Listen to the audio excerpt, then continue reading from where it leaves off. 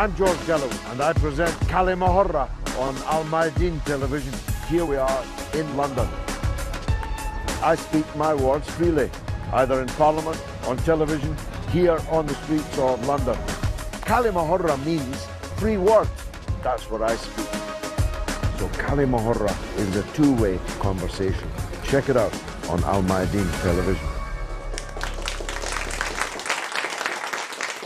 Welcome to كلمة with me, George Galloway, coming to you from London with an audience of distinguished experts and one or two enthusiastic amateurs like me. We are discussing the Iran nuclear deal, or the ex-Iran nuclear deal, the Iran nuclear deal, which in my view is as dead as the proverbial dead parrot. It's sitting here on the table in front of me, and I'm going to explain why. Of course, in her conversation recently with the president of Iran, the British Prime Minister made clear that she and the other European Union governments were sticking to the Iran nuclear deal.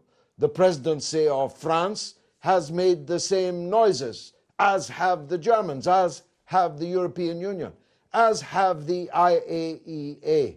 So why do I describe it as dead? Not just dead, but murdered. Murdered by Donald Trump and John Bolton and the neocon gang around the president who've taken him hostage. I always ask President Trump, please blink twice if they're holding you hostage. So far, he hasn't acknowledged it, but it's clear in his everyday actions and words. Why do I say it's dead when all these people continue to say that it's alive? Well, as soon as the United States commercial level sanctions move into action against European companies, those companies will have no alternative but to walk away. You may well ask yourself how the United States of America is entitled to fine, prosecute, and sanction other countries' companies, big European corporations, even some European state-owned businesses. That's because of the extraterritoriality of American law, most brazenly seen in their punishment of European countries and companies doing business with Cuba, for example. You might well think that in a free world, anyone was entitled to do any business with anyone that they chose, as long as their own government didn't preclude it. But not so. The United States has successfully prosecuted and taken billions of dollars, even from, for example, a French state-owned company, because that company did business with Cuba entirely in accordance with French law, but outside of United States law. And the punishment was levied and the fine was paid, billions of dollars. And once the United States starts threatening, never mind doing that, to Western companies, they'll have no alternative but to cease and desist doing business as usual with Iran. And it's very clear that beyond the words of the European governments, no actions that would make the United States unilateral declaration of destruction for the Iran nuclear deal invalid. The talking is cheap. Action would be much more expensive. Not that I'm minimizing the importance in the difference of the words.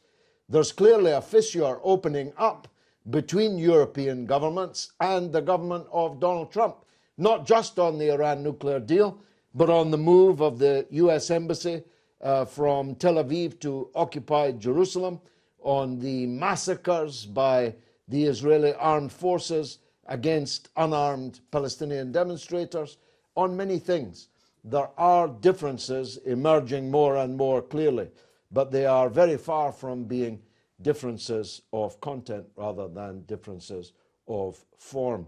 So, if I'm right, and there will be people here who think I'm not, that the Iran nuclear deal is over, what will happen next? What should happen next? Well, I'm going to make myself unpopular with some of you. If I were Iran, I would immediately resume the enrichment of uranium. I would immediately resume business as usual on the nuclear energy front. Iran maintains, and I believe them, that they have no interest in developing a nuclear weapon. If I were Iran, I would develop a nuclear weapon on the basis that North Korea will never be invaded by the United States because it does have nuclear weapons, whilst Iran might very well be invaded by the United States or its proxy, Israel, because it doesn't have nuclear weapons. I've never accepted the idea that some countries can have nuclear weapons, but other countries cannot. Certainly not in the same region. Israel has hundreds of nuclear weapons, 220, and that was 25 years ago, so presumably not fewer, but more now. We know that because of the brave Jewish whistleblower Mordechai Vanunu, who was sentenced to 20 years in solitary confinement for telling us, after having been betrayed in London and carted off unconscious in the hold of an aircraft to Israel for trial. So if Israel has hundreds of nuclear weapons, why can't Iran have one? All of Israel's nuclear weapons are pointed at Iran, but Iran has no nuclear weapons, has no intention of making any, and I think if I were in charge of Iran, I would look at that declaration of principle again. Iran is actually theologically precluded from developing nuclear weapons on the basis of a fatwa by the founder of the Islamic Republic, Ayatollah Khomeini, but I believe that times and circumstances have changed. But I'm not in charge of Iran. So what will they do? We'll hear from our audience of experts what they think they will do. What will the others do, however, in the wake of the destruction, willful, wanton destruction of the painstakingly put together nuclear deal? Well, things have changed a little bit since the Gaza massacre just before the beginning of Ramadan.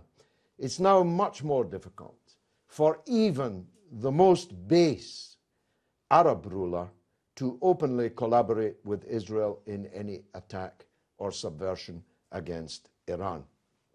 This is called the law of unforeseen consequences. Nobody imagined that when they gunned down over 60 unarmed people in one day and shot over 2,700 people in one day, that this would actually weaken Israel's freedom of maneuver in the Arab world. But I believe that it certainly has. Even the most base of the Arab kings and princes, emirs and puppet presidents will find it very difficult to dance with Netanyahu now, at least in the foreseeable future. But that won't stop Netanyahu, on whom the Israeli police are closing in. Say what you like about Israel, but they don't pursue corrupt leaders. They've had one former prime minister in prison, one former president in prison, and Netanyahu himself might soon be going to prison, which makes an attack on Iran by Israel more likely rather than less. It's quite a good diversion, as many other leaders in other countries have discovered. Look over there, there's a war I've just started. Stay away from me. That's what I think, that the world has entered an extremely dangerous phase. The world is unstable. The United States is led by a man-child, a giant with the mind of a child, and Netanyahu is leading him by the nose. That's my view, but first I need to take some expert views from the audience. Who's got the microphone? Roshan Saleh, a very celebrated journalist and broadcaster here in London. Go ahead, Roshan. Yeah, hi, George. The point I want to make is that the Iran nuclear deal was a triumph of diplomacy. It was a win-win situation for everybody, and that's very rare. The West feared that Iran was going to get a nuclear bomb, and the deal precluded that. From the Iranian point of view, their economy was suffering. They wanted sanctions relief, and they got a bit of that. But let's look at this from the Iranian point of view, because we're all fixated on the Western point of view, but let's look at it from Iran's point of view, because there are several parties to this deal. the sanctions relief was only ever very limited for them. They got very little benefit out of the deal. They felt that the other countries, especially America, wasn't complying. So it was never a kind of, complete deal from their point of view. So I think there are two factions in Iran, one which believes you can deal with the West and one which doesn't want any engagement with the West at all and goes for self-sufficiency. And I think now that camp will be in the ascendancy. They will say, look, you can't trust the West. They break their agreements. There's no point trying to deal with them. Instead, let's look at self-sufficiency. Let's look at getting closer to our allies like Russia and China. Let's escalate and secure our interests in places like Syria, Lebanon, and elsewhere. Let's double down. But my last point is that I think we're entering very, very dangerous territory now, because for the first time, Israel is openly attacking Iran and Iranians in Syria. This has not happened before. And the resistance axis is called the resistance axis for a reason, because they resist. So at some point, Iran is going to feel it has to respond.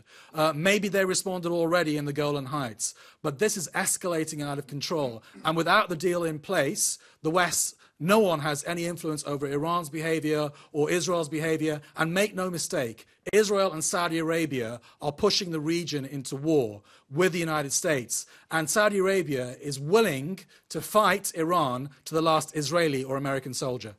Let me ask you a couple of questions arising out of that. Do you agree with me that it's more difficult for Saudi Arabia now to openly cavort with Netanyahu? I know that the dance of the seven veils was nearing its completion, with the Crown Prince saying quite recently that the Palestinians have to accept Israel's offer or go away and shut up. And with, again, the Crown Prince saying that Israel is entitled to its homeland. So they were quite close to the completion of the dance. Do you think the Saudi leadership will now have to draw in its neck a little after the massacres in Gaza? Well, you describe Donald Trump as a man-child. I think, the ruler of Saudi Arabia is another man-child. A 30-year-old running a country, very inexperienced, crazy war in Yemen, which has backfired, geopolitically very, very naive. No, I think what's happening, gradually, obviously Saudi Arabia and Israel have had ties for decades. They're coming out in the open. We're seeing low-level Saudi and Israeli officials, retired generals, etc., meet each other. It's just a matter of time before that relationship becomes much more open. No, I think both Israel and Saudi Arabia are desperate in a way. They see a window demographically. Things are running against Israel. They can see the clock ticking. So can Saudi Arabia. They see a window of opportunity to defeat their biggest enemy, Iran. And I feel that if they can have a war, sooner rather than later, they'll have it. Let me take your neighbour. Excellency, you're a former Minister of Culture in the Islamic Republic of Iran, now living outside. How do you see the collapse of the deal, or do you think it has indeed collapsed? Thank you so much. Welcome. I think like a pyramid, it has so many dimensions. Firstly, scientifically, the project is alive.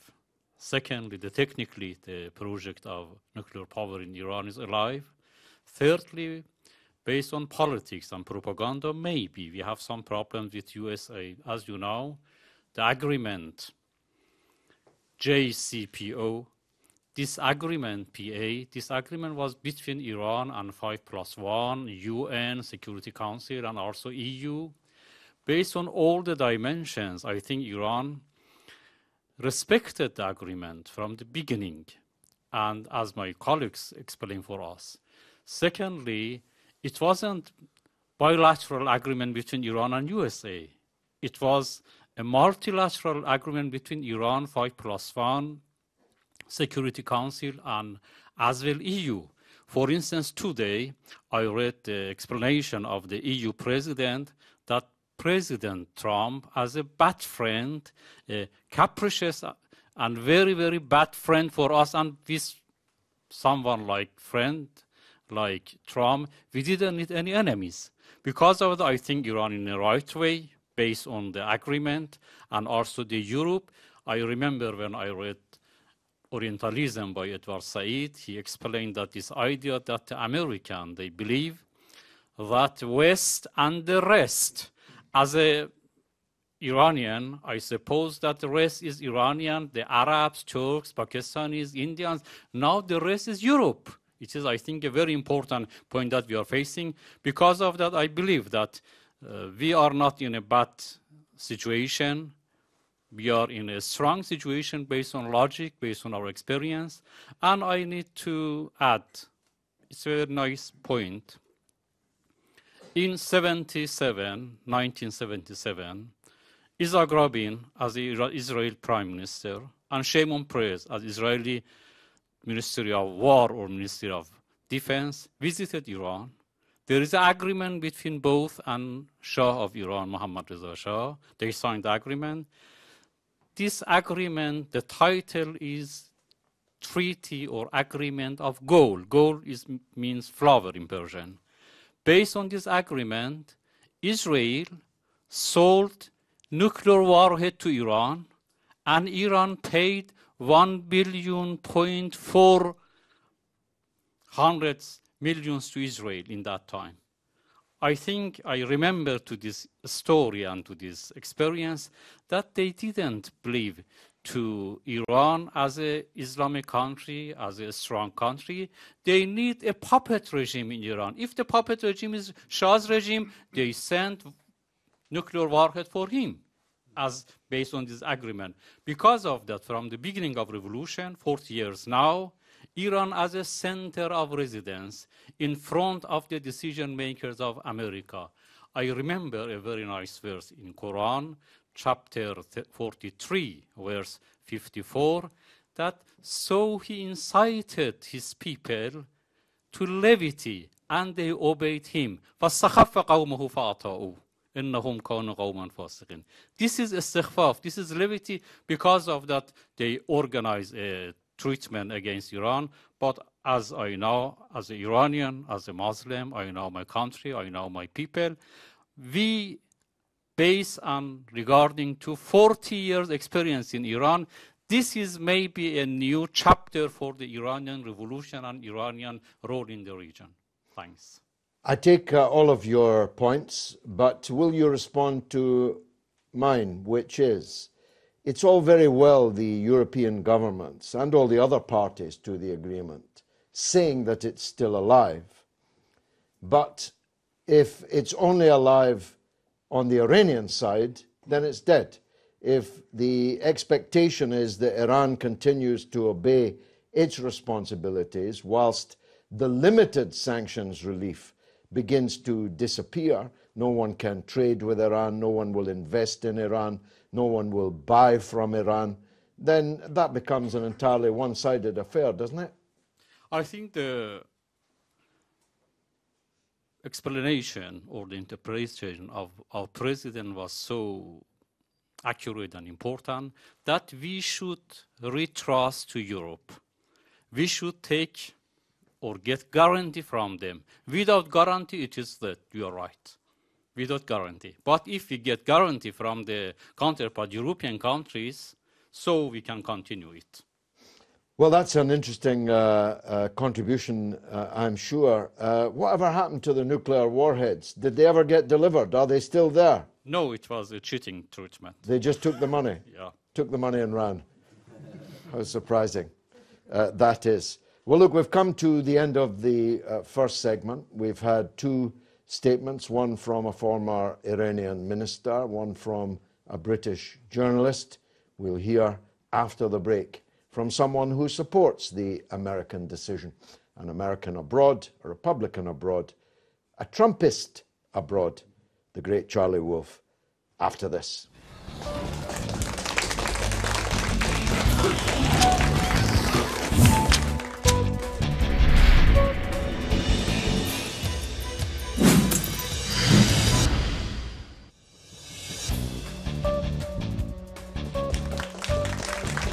You're watching كلمة with me, George Galloway, in London, discussing the Iran nuclear deal with a distinguished audience. Let's see what the British people had to say on the streets of London, amongst whom we took the camera just the other day. Have a look at this.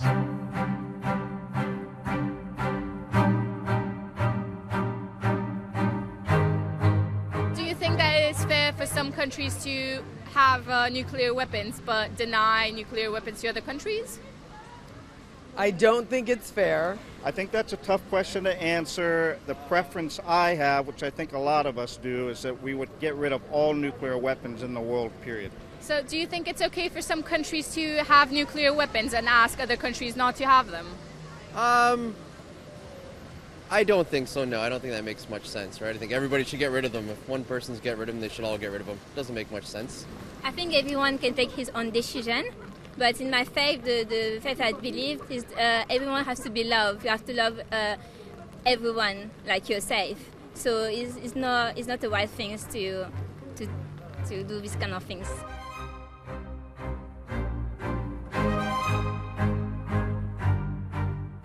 Do you think that Trump made a bad move by pulling out of the Iran Yes, I deal? do. I think Trump made a mistake, but he's like a little kid. When he doesn't get his way for something, that's how he responds. So I knew it was going to happen. I just didn't know I was going to be here when it happened. Yeah. So it almost made me afraid to be here. And what do you think made Trump pull out of the nuclear treaty with Iran? Well, I think as an American, he just has that mentality of American first thinking. Whether that's right or not, we are in a world community today. I don't necessarily agree with that entirely, but then of course I love my country like anybody does. Do you think that Trump was in the right to leave the Iran nuclear treaty? I don't believe so, no. I don't think that makes much sense. If they've worked on this deal for a long, long time, it seems like now they're going to be going back to the beginning, right? It seems it was a big deal to make the deal, so if they scrap the deal, it seems like a bunch of wasted effort if they were to get rid of it.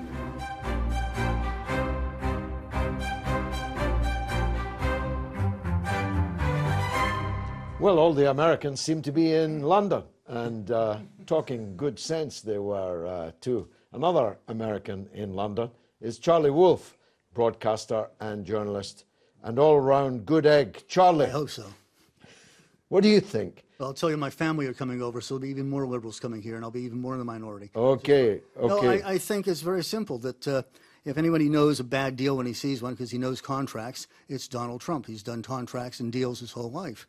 And he looked at that deal, and I'll back that up by also saying, if you know who negotiated the deal, not just President Obama, but John Kerry, who was my own state senator, and I know quite a lot about John Kerry, it's not a contract I think I'd want to see my John Hancock on, to use an American expression. He was the first person to sign, I think it was the Declaration of Independence, a big signature, so that's where the term, put your John Hancock on a document. I just think that we're probably in a more honest position now than we were before. We now know where everybody stands, and it is far better to go without a deal, have no deal at all, than a bad deal, and I think this was a bad deal. Again, anything that John Kerry has negotiated, I know is a bad deal because he was more interested in getting a signature on a document than getting a good document, and that's just not how it should be. This reminds me, as I've said to you before, forgive me, of the mother who goes to see her son at the military parade, and she turns to the other mothers and says, "Everyone on this parade is out of step except my son." All these leaders around the world, literally all of them, and all of the other signatories to the deal, I think it's a good deal and that we should continue with it. Don't you feel a bit like that mother, thinking everyone else is out of step? No, if it was my mother, she'd say he's the one that's going to be a doctor. But that's another matter. No, I think I would take more of the approach of Ayn Rand, who probably have said, what's your premise? And I think that the premise of the Europeans, especially the EU and probably the French and the Germans, is money. They wanted to see the Iranians have the money. Americans are never concerned about money. Well, we're concerned about money, but I don't think it's the only thing we live for. You know, it was the love of money that's the root of all evil, not just having money. And I think the Europeans were more taken by that and the ability to trade with the Iranians. That's a very as opposed cultural to observation. Well, we should do a whole program on I've that. been here many years, so I've seen it firsthand. And I think that's what's at the root of this. And it's unfortunate because, again, this is, as I heard it described the other day, is essentially blood money that will go into funding Hamas and Hezbollah and other groups that are also holding back the peace efforts in the Middle East. Hamas and Iran are the opposites, of course. I'm sorry? Well, Iran can't be funding Hamas because Hamas hate Iran. But there's, I'm sure they may do, but there's still a proxy. We know who the proxies are. We know the money that is getting funneled. The Iranians are known as the terror masters. And, that's why I would not want to see them having money to be, again, putting into terror. Well, they can have money or they can have a nuclear bomb. Which would you? Well, I don't want to see them have a nuclear bomb either. They're going to have one. Well, you must know that. But, if you scrap the deal that stops it, but it wasn't going to stop it. That's the problem. And I'm sure they were holding to their side of the bargain. I'm 100% sure they were holding their side of the bargain because their side of the bargain was probably as easy as having to spell your name to get 90% of your points on a test. So that's why I don't trust the deal. And again, it's not so much the Iranians; it's the people that negotiated before. Whether they spent a long time or a little time doing it, it was a badly negotiated treaty. Yeah, but you keep referencing Kerry and Obama, and I understand that you don't like them. But what about all the other governments that signed it? Are they fools, or do they love money more than Trump loves money? I'm not too. Not sure anybody loves money more than Trump loves money. He doesn't have to love anymore. He's got a harem worth, So. No, I'm sorry, but I think the Europeans have a different way of thinking to the Americans, which I think is fair enough comment. Again, that's the man who represents the United States' view at the present time. He is the president.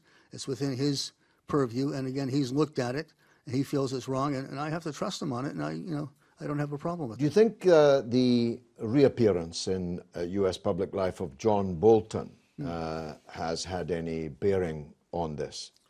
Not as much as people want to think.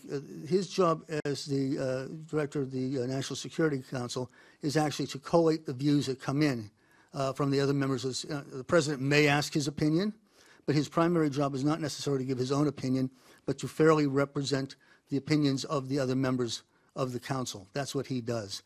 He's not going to necessarily go in. And again, I think he's got a little more nous and a little more shade in his thinking than people give him credit for. I don't think anyone's going in and bombing Iran or starting a war tomorrow. I just don't see that happening. But again, I think we're going to be on at least, hopefully, a more truthful footing amongst all the parties. Okay, last question. I'm grateful for your wisdom. If I'm right, and Iran begins enriching uranium again because the deal is effectively defunct, even if in theory it isn't, what happens next after that? War is the only other option, isn't it? No, not necessarily. I think you could put in even more sanctions. Again, I would hope that the European community would join in and follow the president's lead. I think sometimes it's that divergence from the Europeans, as we saw with Iraq, that causes the wars as opposed to stopping them. If you can put on a solid front, that has a better chance of bringing people to a table to talk. So you acknowledge that there is this fissure I described, this gap opening up between European leaders and the President of the United States? Yes, but I think it's more the European leaders. I think they would have been smart to have followed his lead. Okay, I'll leave it at that. Thank you very much. Let's take a British security expert, Charles Shoebridge. Charles, it's my contention, though it is contested, that this step of Donald Trump is a step down a path that could very well lead to war. What do you think? Undoubtedly, that's the case, but we have to look at the probabilities and the possibilities, and that's very difficult because to gauge at this stage, because we just don't know the direction that Europe is going to go. You're absolutely right that the European response to this is key. Now, we've had some signs that, for example, France in particular is very much opposed to this extraterritorial jurisdiction that America claims to have. There is some precedent in the past where, although it didn't come to any kind of case, where America tried to sanction French companies in the past for their dealings with Libya, that was opposed, and America actually then gave in and didn't attempt to do that, to actually enforce its sanctions against the companies concerned. So there is some scope for hope that France and, for example, their finance minister last week came out very strongly and basically said, actually, I think I'm quoting correctly, and said that Europe will not be a vassal for Donald Trump. Strong words. Very strong words, because it very much, for many people, of course, encapsulates the nature of the relationship between Europe and the States. And there's a strong movement, of course, to go against that. And this may, therefore, turn out to be some kind of turning point between the relationship between Europe and the United States. The divergences we've seen over many different issues may come to a head over this. But I want to take some issue with what you've said. It's only a technical point, and also what our colleague earlier said as well, about this deal being a win-win deal. And you made the comment that all states have supported this. I know it was a slip of the tongue, but I'm going to exploit it anyway and say that absolutely crucially, some states did not support this deal. Those states, of course, are Israel. The states are states such as Saudi Arabia. Now, these states, and for them, it's not a win-win deal. Although you'd think that because it's reducing the threat of nuclear attack, ultimately from Iran, that it would be a win-win deal. And this is why I've long said that if Netanyahu and others was genuinely concerned about the fear of Iran having a nuclear weapon, they would support this deal because it's the best option there is. And Netanyahu has come up with no better solution himself as to how to control and contain Iran's nuclear program, if indeed it existed. But we have to see that those two states, Saudi Arabia and especially Israel, these are the two most important states that exist for Donald Trump's administration. And he's not alone in that, of course, with American leaders. We heard one of the people on the street there talking, an American. He said, well, it's Trump's America First policy. But America under Trump is not following an American First policy. It is following a policy of Israel, Saudi Arabia first. Now, it can be argued, and perhaps Charlie would argue this even, and it can be argued that these states are incredibly important to the United States because of their enormous financial wealth, but particularly their financial influence. Because let's not forget, Israel is actually funded to the tune of many, many billions of dollars a year. It doesn't contribute to the American economy in the way that Saudi Arabian arms orders do, for example. And so for these countries, we have to look at why is it that they oppose, and therefore why does Trump oppose this nuclear deal? And it is not because they fear Iran has got nuclear weapons. Far from it, for the reasons I've just said. What Israel fears, and what Saudi Arabia fears, is a return to normality between Iran and particularly the West, that Iran will grow stronger, that Iran will be accepted by the international community, as it is becoming more and more so, as a matter of fact. For example, you even the other day had the Turkish president saying the Turkish finance minister, absolutely rejecting Trump's approach and saying, we will be doing business with Iran. A strong Iran means a strong Turkey. So outside this Western bubble, particularly this American or Anglo-Saxon, British-American bubble, the world is turning against countries such as America, and they are actually promoting more and more good relations with countries such as Iran and condemnation of countries such as Israel. And I will make one final point, because I know other people want to speak on this. I know it's Charlie, who I have a huge amount of respect for, but you attacked the deal, but you didn't actually attack the deal. You attacked the people who made the deal. You supported Trump because you have faith in Trump having made the right decision. But it's very notable that those people that actually attacked the deal, including Trump, do not actually say why it is a bad deal. They just simply say it is a bad deal. They assert it without actual evidence. And when you look at actually the fact that the deal, according to the International Atomic Energy Agency, the international independent inspectors, the deal is absolutely working, and nobody has suggested that Iran is not in compliance of it. And even if Iran had a nuclear weapons program, and even Mossad, remember, according to WikiLeaks cables, was reporting to Netanyahu from 2012 that Iran has no nuclear weapons program, and the IAEA, who I've just referred to, they say since 2009 Iran has had no even research into nuclear weapons.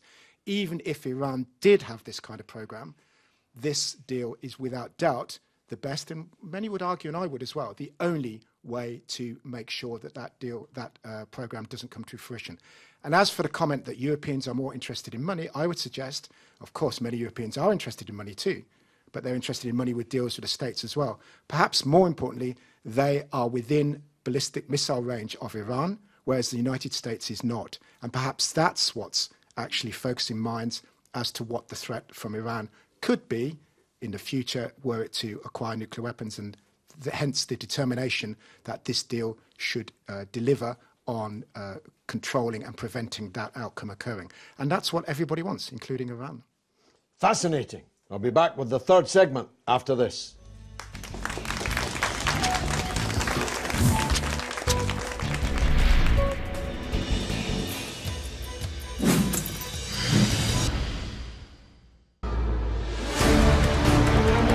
من انهيار الاتحاد السوفيتي ونهوض مشروع أوراسيا إلى هيمنة أمريكا على العالم.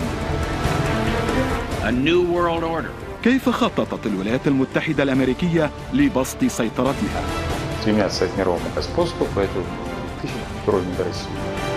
وما دور كل من روسيا والصين وإيران في صد هذه الهيمنة؟ حروب القارات، وثائقي من إنتاج الميادين في الجزء الأول، جموح القوة، يعاد بثه في الأوقات التالية.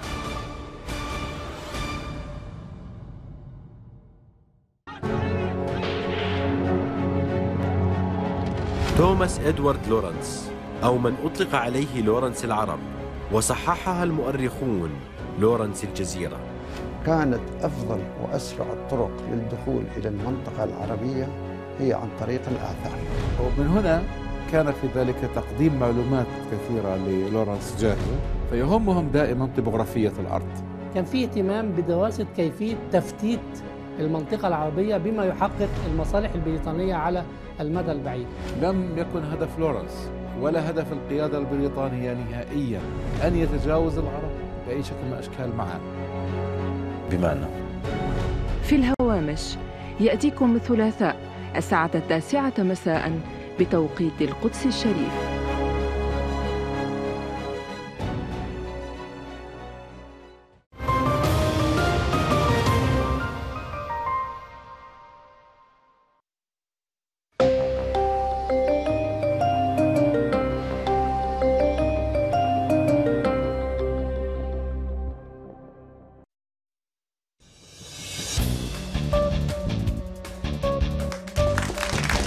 Watching كلمة with me, George Galloway, on Mayadeen television, coming to you from London, but discussing the Iran nuclear deal.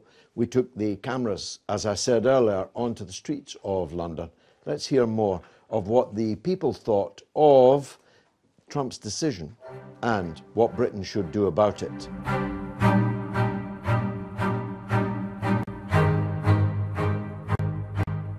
Do you think that America pulling out of the nuclear treaty will affect America's relationship with other countries as well? Oh, I definitely believe it will, and whether that's negative or positive, though, remains to be seen. Do you think that America can be trusted after pulling out of the Iran nuclear treaty? Yeah, I think they can be trusted. I don't know if just the one deal makes them not trustworthy about going into another deal, but I think I'm really unfortunate that they did scrap that deal there. Seems like a waste of time. Do you think that other countries might still be in good relationships with the U.S. even though Trump does stuff like pulling out of the Iran nuclear deal? I think in this world everyone wants to take his interest. So I think that if the other country they find their own interest in this affair, obviously they're going to say, yeah, I want to come, yeah. So it depends on that.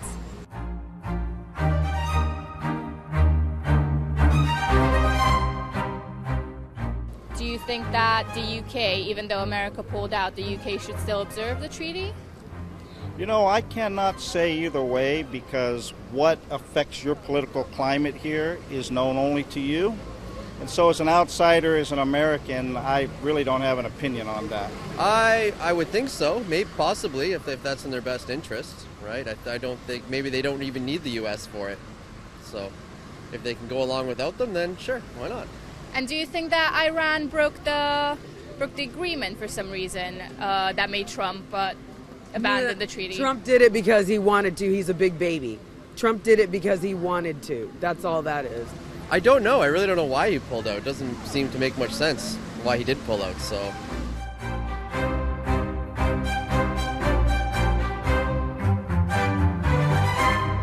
Such wisdom on the streets of London. I'm going to take my hat off to the visitors. Now, eagle-eyed viewers will have noticed that one of the members of the public, whose opinion we took, is with us now in the audience. Most welcome, madam. Kindly say who you are, where you're from, and contribute, please. Okay, so hi everyone. My name is Elvin. I'm from France. From France, excellent. Yes, from Brittany in Rennes. Welcome to Britain. From Thank you so Brittany. much. Please, what's your view, having heard the opinions that you've heard today? What's your view now on where we stand? So first of all, I will say that I'm not an expert. I'm just thinking about the topic because when you watch the television, or even when you open the newspaper, you can see what's happening in Iran at the moment. Like a lot of people just die every single day, and it's not a poor country, but nothing is done in the proper way. So when I just open my newspaper or even watch the TV, I'm really sad about the situation because I can't do anything about it. But I'm here to learn, and I'm really happy to know about more about this topic. So I was saying in this when I was on the street that I believe that Trump doing this thing because of his own interest. I don't understand exactly why, because I was thinking that it was a bad decision at the beginning because I don't understand his point of view, but I believe that I will know more of this in the future. Well, you've come to the right place and you've fallen in with the right crowd. You'll learn everything you need to know. Thank you so much. Here. Thank you very much for coming. Let's take this gentleman here. Yes, sir. Yeah, my name is Dan Glazebrook, independent journalist and teacher. I believe the war on Iran's already begun. I believe it began on April the 9th when the Israelis launched, and it's been mentioned, the first time they've directly and openly targeted Iranian forces in Syria, the T4 base. In Syria. It's been followed up with two subsequent nights of bombing on different occasions of Iranian forces in Syria, one of which was so heavy that it actually triggered a shockwave that was felt in Turkey and Lebanon.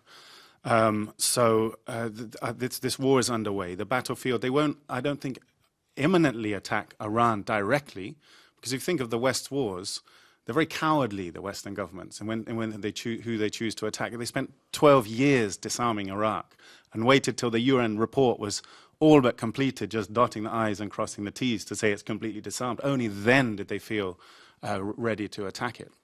And even then, they lost thousands of soldiers. Libya, again, it was only once they'd given up their nuclear program and so on that they were attacked. So I don't think there'll be a direct attack on Iran. There'll be various battlefronts, one of which will be Syria, potentially Iraq, and Lebanon as well.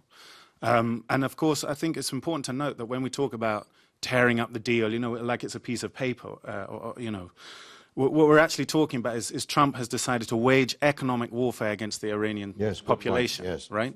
And so the other battlefield is in the bellies of Iranian children. That's the other battlefield of this war. Sanctions are openly designed to inflict pain on the civilian population to the extent that they somehow force their government to change its policy or become so angry of it if it doesn't that they overthrow it. That's the avowed and open intention, is that it's a war against the population. It's misguided because, of course, people are saying, what does Trump want? Well, supposedly what he wants is to make a different deal that covers limitations on ballistic missile development and demands that Iran end its support for groups like Hezbollah and so on. Well, he's now ensured that that's absolutely politically impossible for any Iranian. Well, these are what Trotskyists used to call transitional demands. They could only be agreed to by any Iranian regime that was in the process of transitioning into something else. As long as the Islamic Republic of Iran is the Islamic Republic of Iran, it can never accept these demands, can it? Exactly. So, and you have to then think, well, if they know that these are unacceptable demands, is this some sort of Rambouillet agreement? The Rambouillet agreement was the precursor to the NATO bombing of Yugoslavia. Mm-hmm. It was an agreement that was designed to be rejected as then to present a cause, justification for war. So is that actually where we're headed potentially? It's not all going Iran's way, though, Dan, is it? The recent election results in Iraq represented a setback for Iran in Iraq, and if you like, a reassertion of Iraqi nationalism vis-à-vis Iran, transcendence over religious and sectarian loyalty to a different kind of loyalty. Well, yes. How much do you think that will affect things? Well, I think it will, but I mean, I'd partially agree with you, but it was more of a setback for the U.S. influence. Totally, the U.S. is defunct in the Middle East now. Right, because their man came third, behind the Muqtada al-Sadr bloc and the Iranian and his ally, the Iraqi Communist Party. Right, who would have thought? Yeah, but what's interesting, people talking about Sadr's victory, and of course his party came first, but actually the party came second and the party came fourth, the supporters of Maliki, the former prime minister. Actually, their seats outnumbered collectively. These two pro-Iranian blocs outnumbered Sadr's bloc. So it's not, I don't think it's quite the picture that's sort of presented at this time. No, but it could be a straw in the wind that whilst the US imagines uninterrupted strengthening of the political diplomatic position of Iran, that's not necessarily true. True, but then of course, if you look at Lebanon, the Hezbollah allied bloc actually gained a majority in parliament. Good so, point. In an electoral system that was supposed to make that impossible. Right, exactly. So no, you're right. I mean, there's talk in the press, has Iranian influence kind of peaked now and so on. Peak Iran is what they're saying. Exactly, exactly. I think one dangerous aspect of this, which hasn't been discussed, I mean, what the Syria war really demonstrated very clearly is that regime change seems to be impossible unless you've got a Russian acquiescence, right? Russia can block that. They blocked it in Syria. Yeah. I'm just writing this week that, in fact, the US is defunct as a broker in the Middle East, and that mantle has passed very smoothly, actually, to Russia. Do you agree with that? Well, Russia's trying to position itself as a broker, but I think it's very dangerous, the game that Russia's playing, because after the April 9th attack, they talked about delivering the S-300 air defense system, which would basically end Israeli impunity in Syria. They have that. They could give that to the Syrians, and those attacks in Israel would end or be made very difficult tomorrow. Now, they threatened to deliver that, but, they'd actually promised to deliver it back in 2010. But under Israeli pressure, they withdrew it. May the 9th, Putin met Netanyahu, and we don't know exactly what they discussed, but Netanyahu claims he basically persuaded Putin to not deliver the system. I wouldn't automatically believe No, absolutely. Dan, thanks for that. Let's take this young gentleman here. Yes, sir. Hello, Robert Carter. I'm a journalist here in London, UK. Okay, I'm going to keep my points very short and brief, short and sweet, as they say. Look, the West pulling out of the Iran deal, in my opinion, to put it quite bluntly, was very dumb, because they were the biggest winners from the deal. Mm-hmm. They were the ones who got the most out of the deal in terms of what they wanted for the Iranians to do. The Iranians completely backtracked and sacrificed their principles in terms of scrapping their nuclear energy program. You even said yourself that we believe that the Iranians didn't have a nuclear weapons program, and there's no evidence to prove that they did. So they sacrificed an energy program which they had every right to pursue simply to get what they were entitled to anyway, assets which were frozen abroad, which the Americans gave back to them, something which Obama was heavily criticized for, giving money to Iran. It was their money to begin with anyway. Trading with the international community. I mean, come on, that's a right of every country and every nationality. So at the end of the day, the Iranians actually weren't the biggest winners from the deal, but they're being punished for following it. So the fact of the matter is, I really don't blame the Iranians for losing all faith in the West overall, because they've bent over backwards to facilitate the West's demands. And this is an Islamic revolutionary country.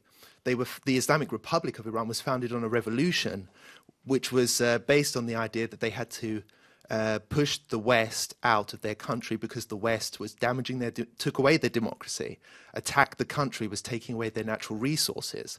So for the fact that Iran decided, okay, despite all the wrongdoing that America, the West, has done to our country in the past, we're going to negotiate and actually sacrifice some of our principles just to make a deal which, quite frankly, we should have had to begin with. Just the right to buy medicines abroad, technology and things like that to make the country better for the people of Iran.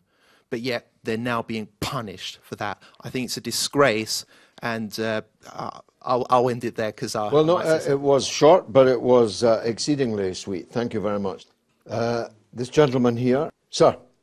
Okay, so a couple of points. I'm just going to address Charlie on one thing, because you mentioned the introduction. The Vox Pops mentioned it as well. It's an obvious point, but not one Trump supporter or Republican can answer it. Why can Israel have nuclear weapons, but Iran can't? Now, this is a point that they'll avoid, they'll sidestep the question, but no one will answer directly that supports or is opposed to this Iranian nuclear deal. And the second point I want to make is Hassan Nasrallah recently made a speech in which he talked about that despite what's happened in Gaza, the Palestinians are going to be forced to accept what the Americans call the deal of the century on the Gaza Strip. Now, this is despite the fact that Palestinians since March have been slaughtered on the street while they've gone for peaceful protest. I mean, we're constantly, European states, Americans are constantly telling Palestinians to be more peaceful, and when they are more peaceful, they get slaughtered. So I don't think that the Arab regimes will succumb to the pressure that was insinuated earlier, and they will still openly side with the Israelis when confronting Iran, because they don't have the kind of the need to answer to their public the same way that other kind of leaders and other kind of states do. Well, that's true, of course, in theory, but not necessarily in practice. I think I'm the only person here that believes this, but I think that the massacres in Gaza have made it more difficult for the Arab rulers, not because the Arab rulers fear the votes of their public, because nobody's allowed to vote, and not because their hearts have been touched, but because the ever-present danger of coup, of revolution, of overthrow.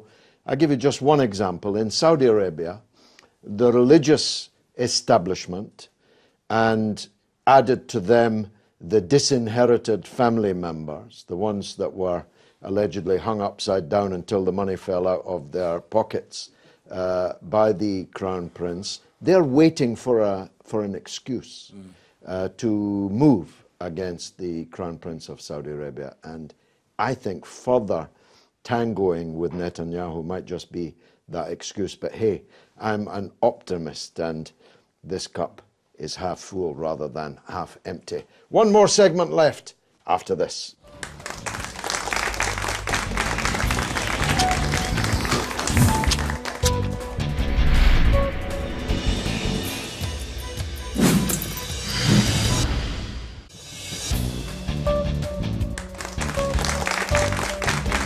You're watching كلمة. Last segment, let me press ahead. Lots of people still to be heard. The gentleman at the back, please. Hi, George. Thanks for giving me the opportunity to speak. My name is Payam from London. First of all, speaking about JCPOA, let's remind ourselves of the aims and objectives of JCPOA. All of this started by America's propaganda and paranoia on that Iran is trying to get nuclear weapons. And in order to put an end to that paranoia and lift the sanctions, there was a deal. There was a deal that was passed by UN resolution. They agreed to it, whether it's previous administration, whether whoever it was their president who signed it. It was P5+1 who also agreed to it. So now it is about understanding which side is pulling out of this deal. On one side, we have P5, the Europeans, Russia, China, Iran, the rest of the world, including previous administration of the US. That's how isolated they are. The only people on the other side, you have showman, you have neocons like Pompeo, you have warmongers like Bolton. He's still enjoying the war he started in Iraq. and it is still not ended, and they're still going through the catastrophe that this guy started and this guy influenced. He have blood on his hands. And now, where we are right now at this point in time is what Europe is going to do. What is Europe's decision going to be? Whatever Europe decides, it will influence Iran's move, Iran's next move. Is Europe going to decide to be a tail to a vicious dog that's America? Or is it not going to do that? If it decides to become a tail of this vicious dog, Iran should go for increasing its centrifuges. I doubt that it will ever go for nuclear weapons because it will give the best reason, best excuse to Americans, and they would then turn around and say, you see, all the way we were right and the rest of the world were wrong. But they would go and try to increase the number of their centrifuges from 19,000 to 190,000 so that they can get enough power for the country. They started negotiating when Iran had only 200 centrifuges, and Iran increased it to 19,000. So if they walk away from this deal now, the rest of the world will not cooperate with America like how they did at the time of Obama.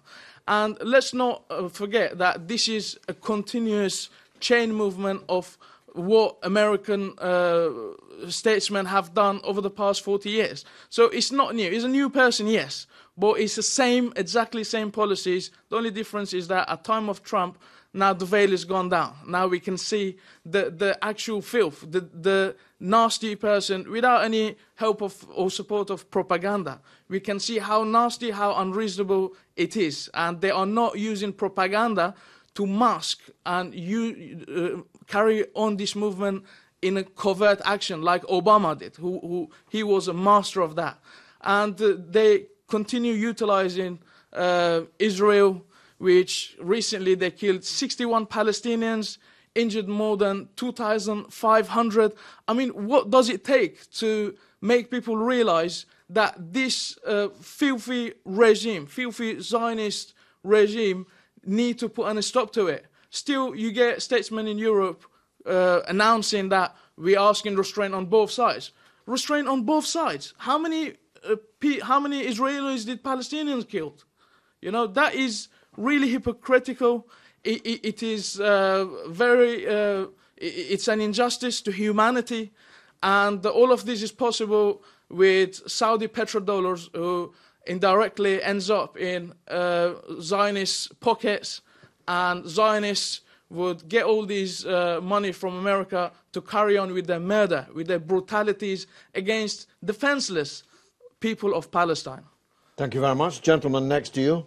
Yes, my name is Joshua Megan from London. I think, for me personally, just to be clear, I would never have scrapped this deal if I were US president, okay?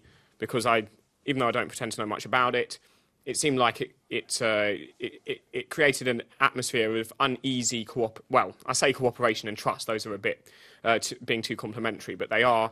It created an atmosphere of reciprocity between America and Iran.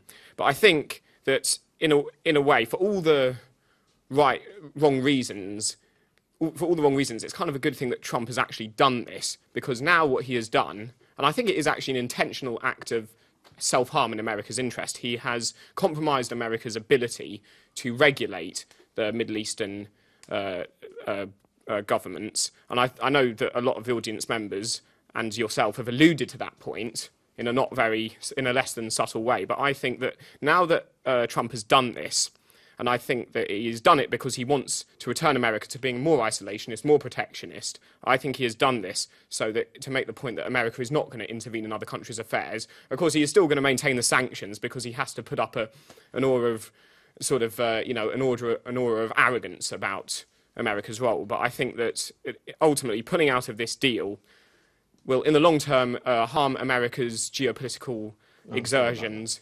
In the long term, way more than it will harm Iran's, even though, alas, the Iranians will suffer as a result of this. Yeah, which I'm not happy about, of course. That just goes without saying.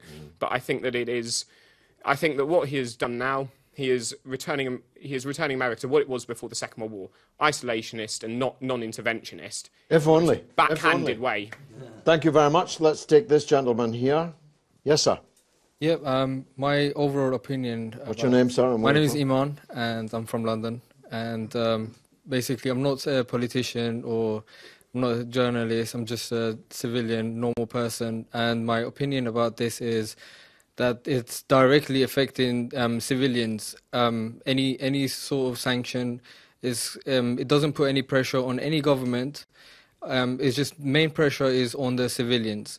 It's just affects the normal people, and I mean, which is not fair at all. I mean, it happens everywhere, even in Korea, North Korea. I'm sure people in North Korea, they're the ones that directly getting affected by the sanctions. That's it. Thank you very much. Charles, for your last word. Yeah, I'm glad Korea was mentioned because it's something I really want to bring up as well, because I would just say that this sends a number of messages, Trump's decision, but foremost amongst them are two. First of all, to countries such as North Korea that have seen in the past regimes or governments fall, countries being invaded because, in the case of Libya, in the case of Iraq, for example, they got rid of their weapons of mass destruction. Regardless of that, the leader of North Korea has agreed in principle to actually talk about this with the United States. And really just actually as Pompeo was flying to North Korea to talk to the leadership, Trump was announcing that actually America's word is not worth the paper it is written on, even when it's backed up with a UN Security Council resolution, as our friend pointed out earlier, in respect of pulling out of that deal. Why would North Korea now agree to stop its nuclear program, seeing that America is actually reneging on its word with respect of Iran? Well, they'd be fools too, wouldn't they? I mean, and whatever else you say about the North Korean leadership, they're not fools. They've played a diplomatic blinder over the last 12 months. The only reason that they are meeting with Trump or with Pompeo is because of their nuclear weapons program. Exactly. They would never have dreamt of sitting down for a burger and a Diet Coke in Singapore with the little rocket man if the little rocket man didn't have big rockets. The other message it's sending on the other side of things is one that we all know anyway, but it's one that was alluded to earlier as well, is that it's now absolutely more clear than ever before that Israel is almost in a position of having totally carte blanche support from the United States, that it is feeling the ability to do absolutely anything, and it will not have any restraint from the United States imposed whatsoever. It's no coincidence that it was really on the same evening that Trump announced the withdrawal from this program at the behest of Israel and the Israeli lobby in the United States, absolutely at their behest that he carried this act out. That was the same night that these very powerful raids were launched against Iranian targets in Syria on the slightest of pretexts. It was actually, as the Syrian government itself acknowledged, it was a Syrian rocket launcher that actually fired into the Golan Heights, which of course incidentally is part of Syria, not part of Israel. But nonetheless, that was the pretext that Israel used to then strike in such a heavy way that if that happened to a British base or an American base, it would undoubtedly be regarded as an act of war. How long can Iran continue to show the restraint it has shown in not hitting back against Israel, as it has the capability of doing? It is playing an amazingly adept diplomatic game at the moment, Iran. But how much provocation can it take? And my concern is that these moves from Trump just send this message to Israel that it can drag America into a war in the Middle East. Charlie Wolf, I'm puzzled slightly as to Trump's fanatic support for Israel. The vast majority of American Jews voted for Hillary Clinton. Mm-hmm. The vast majority of American Jewish campaign fund money, donations, went to Hillary Clinton. How come Trump has forgotten all that and appears to be ready to do whatever Netanyahu asks him to do? Well, I mean, American Jews are generally liberal and always have been, and unfortunately probably always will be. They're like American blacks. They think they're beholden to the party and get nothing in return from it, unfortunately. But no, Donald Trump is a very good friend of Israel. And I think it will actually, make a difference. And it'll be very interesting to watch over the next 4 to 8 years because I think that it's time that a new dimension was brought into play in the Middle East. I think, for instance, putting the embassy in Jerusalem, if it got up a couple people's craws, sucking their craws, to me that's a good thing. I don't mind seeing some heads bashed around a little. What about heads blown off? Well, but I don't think but no one's heads have been blown off because of an embassy. One I think has nothing really to do. No, it's not. It's not. Anyway, let Charlie finish. The embassy is in a part that has no bearing on the final status, and also remember, it is sitting on what is now American land. And by the way, Hamas is a terrorist organization. It is a prescribed terrorist organization. There's no other way you can look at it. And let's not forget that so was Lexington. So were the American revolutionaries. Yeah, no, but right now George Washington was a very dangerous terrorist. but wait a minute. It is Hamas that is presently the ones that are putting missiles under hospitals and mosques. It's Hamas that have been dropping homosexuals out of tall buildings. Come on. When was the last time we had a Hamas election? All right. So let's not kid ourselves about Hamas. All right. Look, Charles, very quickly. The gentleman wanted to know about Israel. Very quickly. Israel is non-signatory to the Non-Proliferation Act. It can do what it wants. It has a position of ambiguity. So as far as they're concerned, they either don't or do or do not have them. And actually, it's kept stability in the region. So thank God they do have them. Well, thanks, Charles. We already knew that they do what they want. I want the last word to the Minister, please. Your Excellency,